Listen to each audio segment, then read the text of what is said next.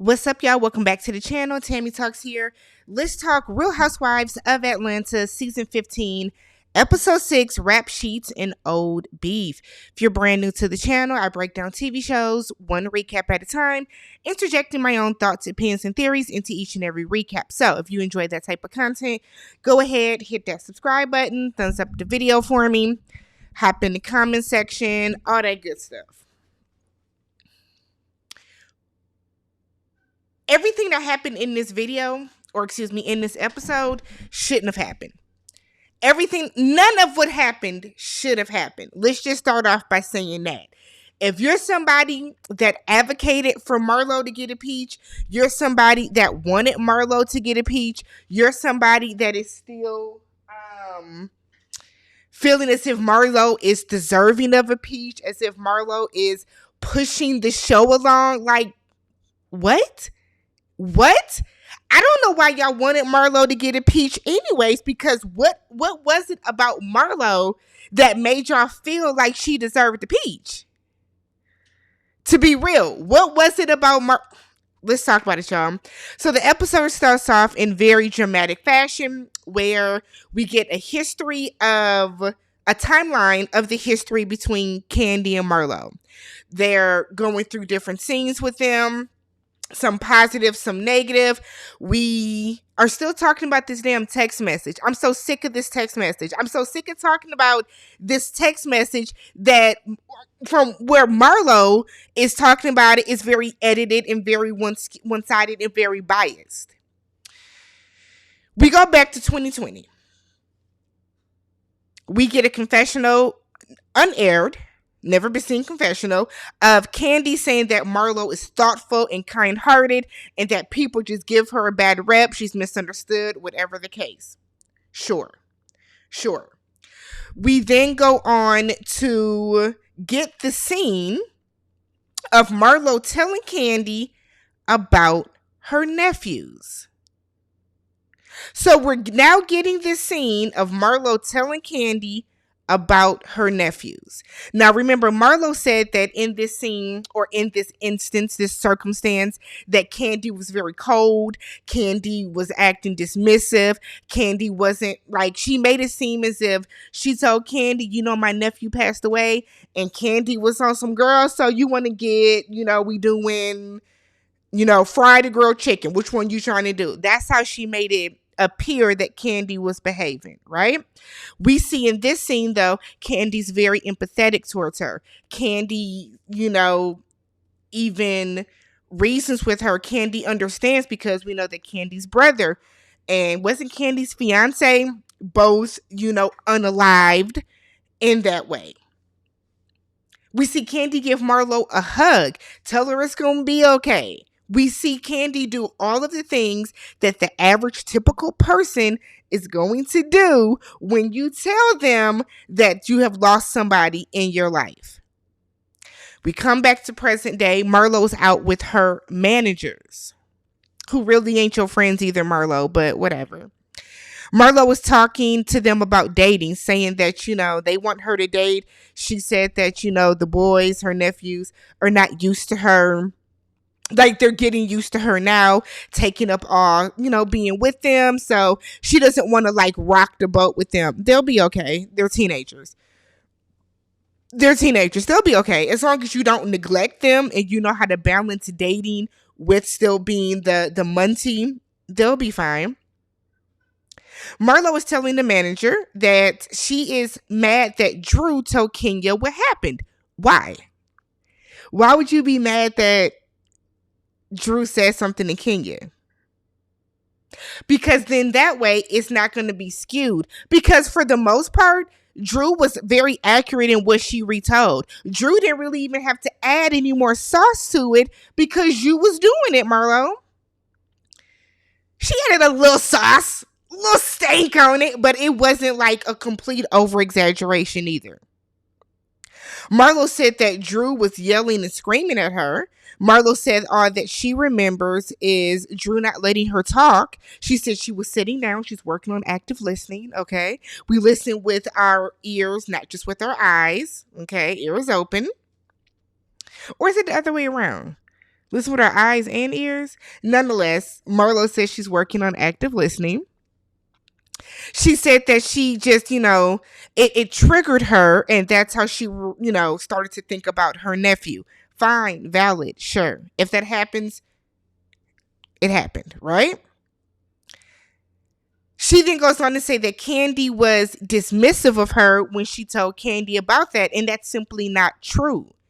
It's simply not true. So you text Kandi. For one, we saw the text messages where Kandi said, damn, I'm sorry to hear that. We then go on to see in this scene, unaired footage, but we saw this scene where Kandi wasn't standoffish. Riley was there to corroborate the story, but Kandi wasn't standoffish. Kandi wasn't dismissive to you. She wasn't. She wasn't. Marlo expected Kandi to pay for the funeral. Marlo expected Kandi to she even said that, OLG should have paid for or should have catered. So Marlo, let me get this right. And maybe it's just me. Marlo thinks that her nephew that has worked at this restaurant as a cook for about a year or two did not work at said place for a couple of months before the his untimely demise. Marlo feels that the previous employer should have sent flowers and offered to cater and paid for stuff. Marlo got the game fucked up. That's not how stuff works. It's just not. It's just not. Your employer is not going to offer to pay for your funeral service or pay for the repast, or they're not going to do that. I feel like unless it happened on the job. If I were to, knock on wood, perish today, I do not think that my job that I have worked at for the past 10 years is going to say, okay, well, we're going to pay for the funeral and the casket, and then we're going to pay for the caterer. I don't think that my job is going to do that. My mom worked at her job for 40 years before she retired. I don't think that if my mom, knock on wood, were to have an untimely perish of today, that the job that she gave 40 years of her life, but that she has been retired from for 10 years, they are not going to say, hey, let's pay for this person's funeral and all that other kind of stuff. That's just not how that works. And Marlo only feels that way because it's Kandi.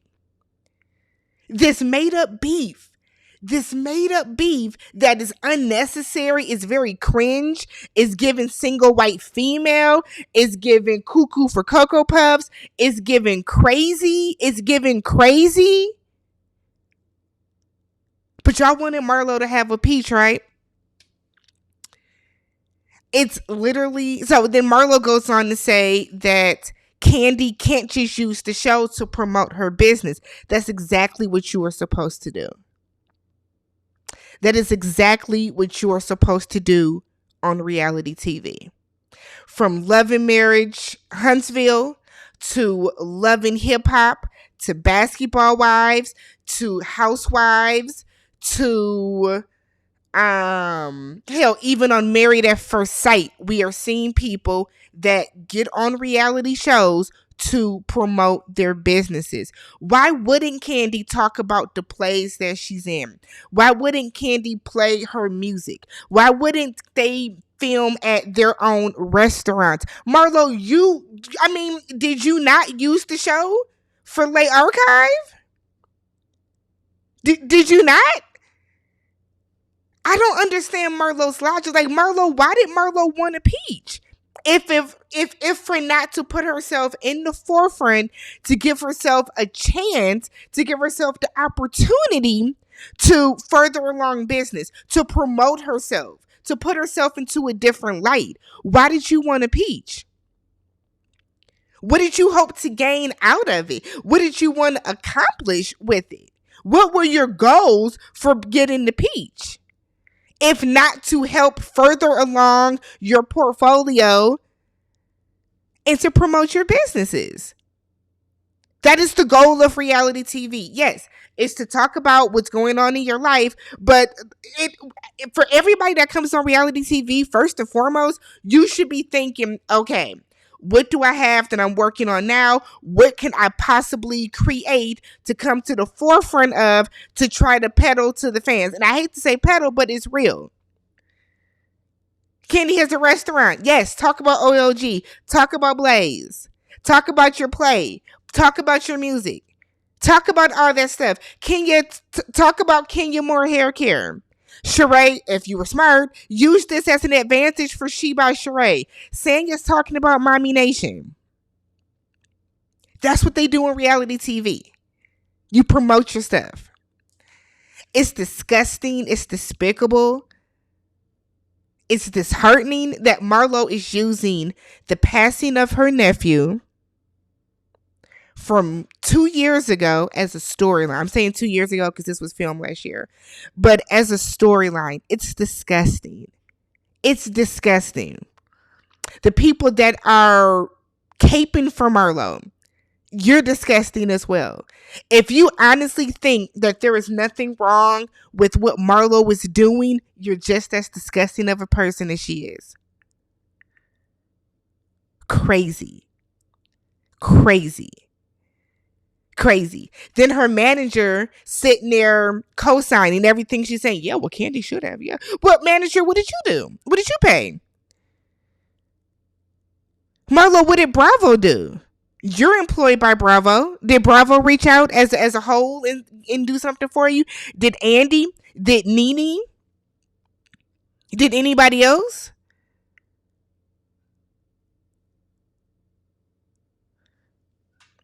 We then get Sanya with her family. Sanya's talking to her sister about Ross wanting them to move out. Her sister was like, y'all didn't think this through. This great, this benefits y'all the most. Sanya flipped on Ross so fast. It's the way Sanya flipped on her husband. What?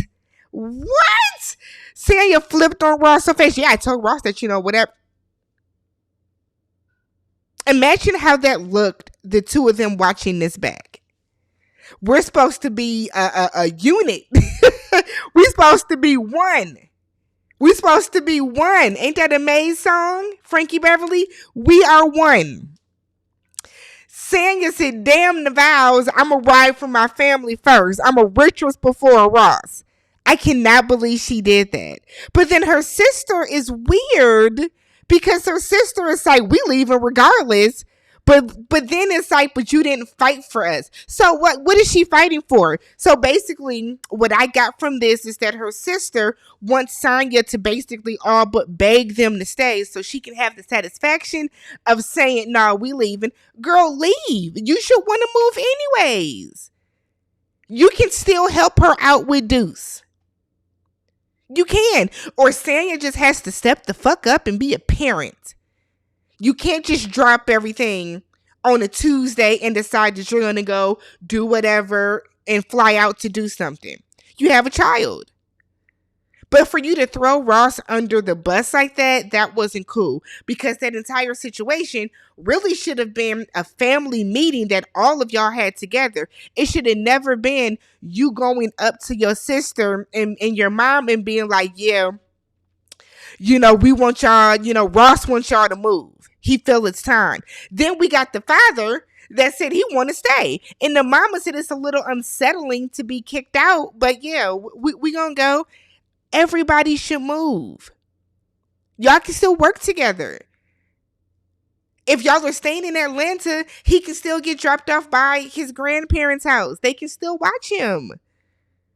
I didn't live with my grandparents growing up. I lived in a house with my mom and my dad. If my parents went out of town, my parents had things to do. You know what they did? They took us up the street to my grandmother's house. It can still happen. I'm sick of seeing Sanya's family. Y'all say that Kenya don't have a storyline. Y'all are saying Drew doesn't have a storyline. Y'all are saying Kandi doesn't. What storyline does Sanya have? Let's be real about this. Nobody gives a damn if her family lives with her. Who cares? That's not a storyline. But y'all wanted her to have a peach too. Y'all wanted her to keep her peach for her to do what with it? To do what with it? We then get Kenya. Kenya is looking at a space for Kenya Moore hair spy. So she's out with Akilah. They're looking at the spot. Kenya is like, okay, so I want it to be like a long white counter and lighting. And she has all these grand plans. Bravo killed me actually like putting the stuff on the screen. The editing team has way too much fun. I would love to be an editor for a reality show like this. So she's sitting there talking to Akilah and she's saying that she does not know how to date. So because Roy, her KMC, her what's it, call me crazy, because he travels so much for work, they're not spending as much time together as they, as Kenya would like to. She even mentioned that, her and Mark were like engaged. By the time they had known each other and had been dating for 7 months, she's going in almost a year with him, and it's not, they're nowhere even close. You are also trapped in a divorce with Mark. So let's not rush things, okay? Let's not rush. Let's slow down a little bit. Slow down a little bit. So she then starts telling Akilah about Marlo kicking the door and saying how she attacked Brooklyn, which she says she attacked Brooklyn because she scared Brooklyn.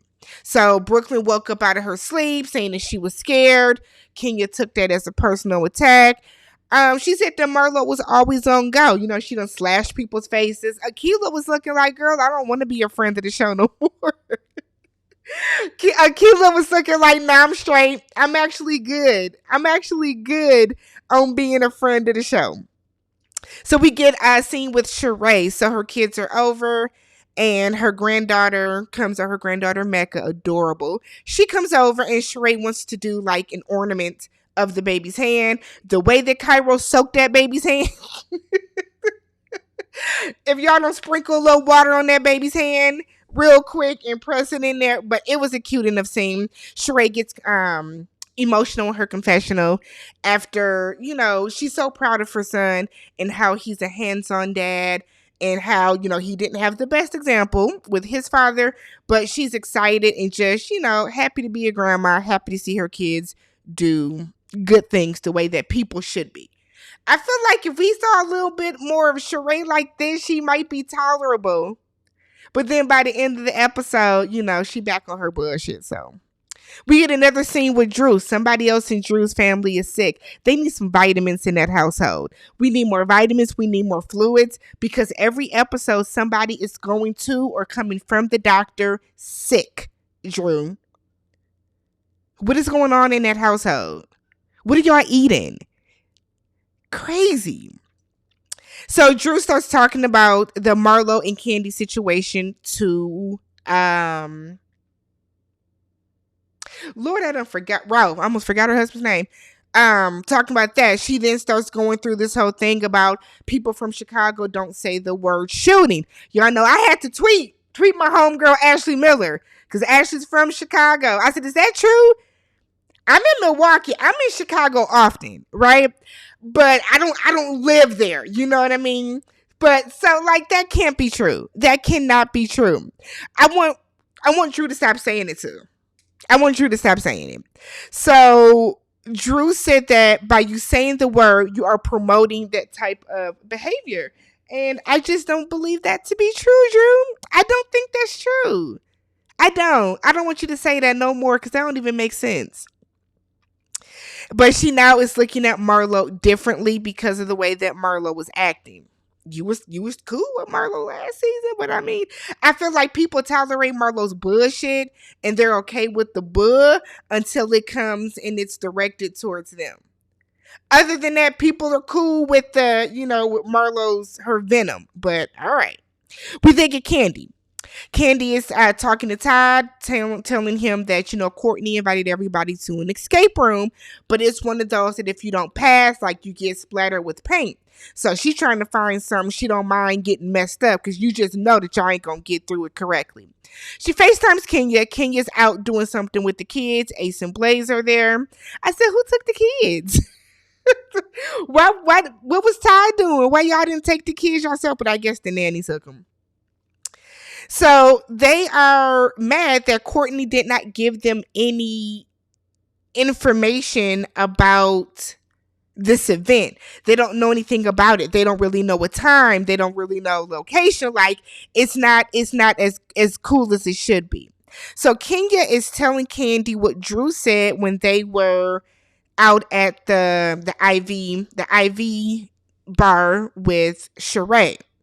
And Kandi is upset because she said that she has never even heard that the man that shot Marlo's son, or excuse me, Marlo's nephew, worked at OLG too. She wasn't aware of that. Kandi didn't know that Marlo even felt this way because, again, this happened 2 years ago and they've been around each other. They've had beef. We've been in each other's, proximity. So why are you just not talking about it now? And Todd told Kandi, go ahead and handle that. Check that in. Because now Marlo is trying to set the precedent. Marlo is trying to set the standard. Marlo is trying to set the narrative that Kandi's businesses are shoot to get shot, right? Because that's what you're saying. Because, yes, there was the incident at Blaze. We know that there was the incident at OLG like some years ago. But for you to now say this, you're making it seem as if none of her employees are safe. That's basically what Marlo is saying without saying it. Because now that Kandi's cousin was an employee when he was harmed, when he was shot. So I'm gonna throw in that my nephew too. So it's really what it's doing is it's setting the precedent very underhandedly. Don't work for Kandi because it might not be safe for you. That's fucked up. So we get to the event. I'm sick of the whole, hey, cousin Courtney, hey, cousin Drew. I don't like it. I do not like it. I don't ever see my cousins and say, hey, cousin Brittany, hey, cousin Mike, hey, cousin Nicole. I don't do that to my cousins.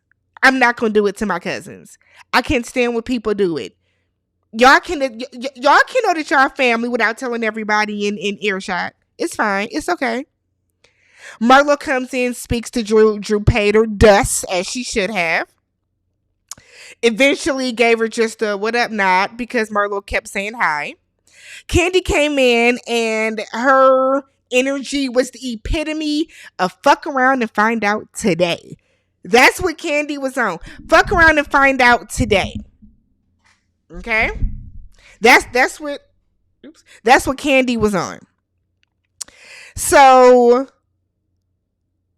Kandi gets right to it, asks Marlo what she's been saying. Said that the way that her energy is set up, she's not gonna have fun. She's not gonna be able to focus until we hash this out now. Marlo said, bet. She goes to the side. They bring Drew along because Drew has been the word of mouth, right? Drew hasn't said anything wrong. Keep that in mind. So Marlo brings up how she felt the way that Drew did not say shooting in regards to the situation at Kandi's restaurant. Marlo felt that Kandi didn't want to deal with her nephew shooting, but we saw the scene. Kandi asked her, why would you say that? Why would you even say that? Kandi doesn't understand why Marlo is low-key trying to blame the death on OLG and on her, which is true, which is valid. Why is because there's no reason for because here's the thing. If Marlo is triggered by gun violence and shootings, that's fine, but you don't have to keep bringing Kandi into it. You don't have to. Because if your cousin was shot and killed at a McDonald's, would you be now saying, every time I see, I'm blaming McDonald's. McDonald's should have did this. You're not doing that. You're doing it because it's Kandi. They're going back and forth. It's getting a little heated. Tensions are high. Marlo said that she's mad at Kandi for ignoring things. Kandi didn't ignore anything, though.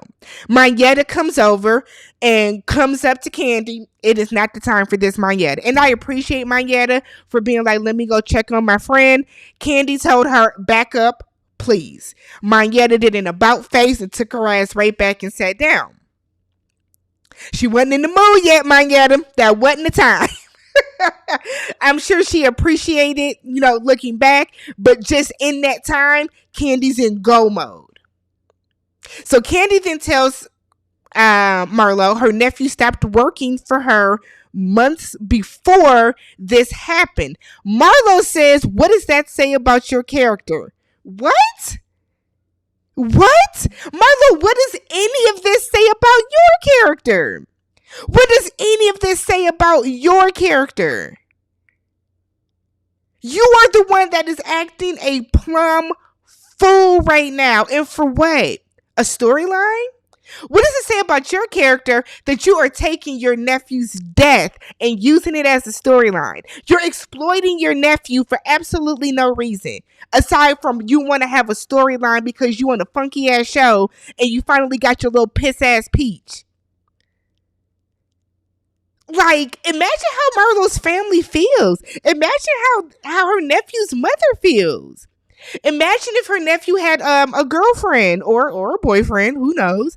Imagine how their partner feels. Imagine how if he had children, his friends, his siblings, other family members. Imagine how they feel when you using this shit as a storyline. And now they have to be reminded of it because now the shit is all over the place because you're constantly talking about it. Marlo then goes on to say that the guy might have been a patron. I don't know, not an employee. So then Kandi really gets hot and it's like, well, you made it seem like he worked for me too. If Marlo's nephew met somebody at that restaurant, they became friends, they then became roommates, that then ended in a tragedy, how the fuck does that fall back on Kandi? So now Kandi's responsible for the lives of every single patron that comes into her establishment and then leaves? That doesn't make sense. It doesn't make sense. It doesn't make sense. So Courtney's weird ass starts asking Sanya about her kids. We trying to hear the gossip, Courtney. Which is also crazy to me that they didn't hear the yelling. So were they just watching the yelling? Did editing go back and like make sure to cancel out the sound? So the entire time this is going on, like everybody at least turned and looked at Sanya or looked at Courtney. Kenya's eyes fixated on the thing because Kenya told Kandi on the phone earlier, I got your back. I'm going to be there for you. I got your back no matter what. And Kenya showed how good of a friend she was because when Kandi got a little too heated and, we start pointing in people's faces and that voice got deep, that was really you got one more fucking time to say something to me type of stance and energy. Kenya was the first one that jumped up and ran over there and grabbed Kandi. And that's what a real friend does because Kandi has too much to fucking lose. But that's what Marlo wanted. Marlo wanted Kandi to so much as touch her lapel because she said if Kandi would have touched her, she'd have fell out. She wanted Kandi to so much as breathe too hard that knocked her back or to accidentally throw a hand and that hit her. That's what Marlo wanted because Marlo would have sued Kandi for every fucking penny that she had. And that's what Marlo wants. And that's even more low and gutter and disgusting of you. That you are really out here with the sole intent to ruin a person, and for what? Because you're jealous of them? Because you're mad that they're not buddy-buddy with you? Because you feel that you're not in their inner circle? What? Marlo was too fucking old for this. Too fucking old for this. I could not imagine being related to Marlo or even being friends with Marlo out in society outside of this in the real world. I couldn't imagine being associated with her and watching her act a fool like this. Sheree comes over. Sheree is talking to Sheree is like frantic. We're in a restaurant. It's loud. Like y'all done acted a fool in worse places before. But it got too personal. It went too in this instance. So Kenya's telling Kandi, nope. Come on. Come over here and just take even the slightest of breaths. Kandi is saying no, because Kandi wants to fight. Because Candy's in that mode now. Drew then says that Marlo needs to go. She's being aggressive. Was Marlo aggressive? Sure. Marlo was more antagonistic than aggressive. Candy's ass was aggressive. We got to call a spade a spade. Kandi was aggressive. It wasn't just Marlo, though. It wasn't just Marlo. Because honestly, they should have been like, Kandi needs to go. Let's get Kandi out of here so Kandi can calm down. It wasn't just Marlo being aggressive, though. We can't say that. Sanya doesn't understand why they are only saying that Marlo was being aggressive because they don't like Marlo. It's not that hard to understand. Sanya act kind of dense sometimes. She acts kind of dense. Kandi gets emotional, on the verge of tears. She tells Kenya, if Marlo pop off, do not hold me back. Do not grab me. Kenya was like, I won't. I'm going to hold you now so you don't go run up and do something stupid that you'll regret. But I'm not going to hold you back. That's why I said Kenya is a real friend. A real friend, because she knows what Marlo was going to do. Marlo was baiting Kandi to hit her. She was baiting her, daring her to hit her. Marlo then starts mocking Kandi. Oh, go cry now. Woo, woo, woo. It's like, what the fuck? Like, Marlo, are you fucking 5? Like, I promise y'all, I will be shocked as shit if Marlo gets impeached next season.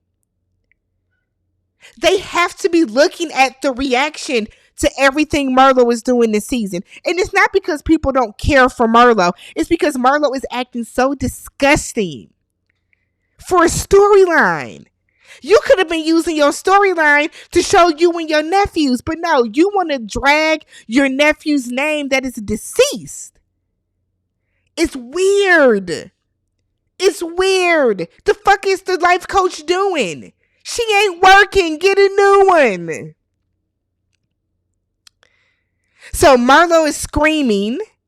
Her character is awful. You can't confront her. Her character is awful. Monyetta, Drew, and Kenya take Kandi outside. Kandi then pulls out the text messages and reads them to everybody, showing exactly what she did say. Kandi also then points out that just 5 days after this, supposedly when Kandi didn't care, Marlo was asking her to use her affiliate link to join Cameo so she can make money off of Kandi's back. Y'all know Cameo is that app where you can pay a celebrity to like say happy birthday or something to like a friend or a family member. That type of stuff where, you know, somebody might have Kandi like sing happy birthday or something to like a big fan, something like that. But that's what you do on Cameo. So Marlo, you weren't that upset that you didn't like the way that the text message was going, that the thread was going, because you turned around and was like, sure, well, let's get to the bag. Meanwhile,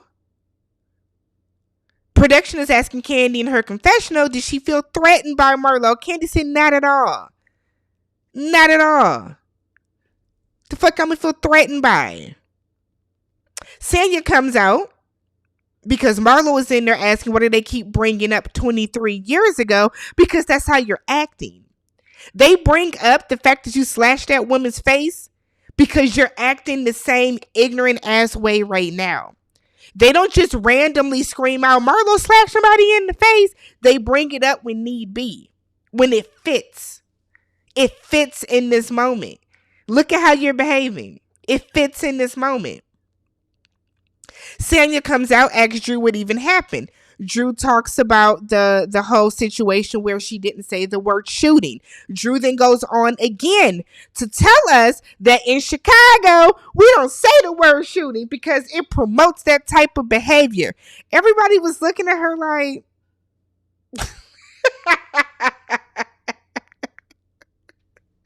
Say it one more time, Drew. Say it again. Say it one more damn time.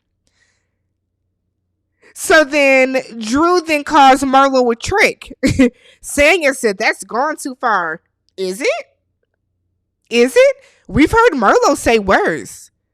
So it's not, but Marlo is your friend. And it's like, Sanya, you really have been watching this show and you thought it best to come onto this show and align with Sheree and Marlo.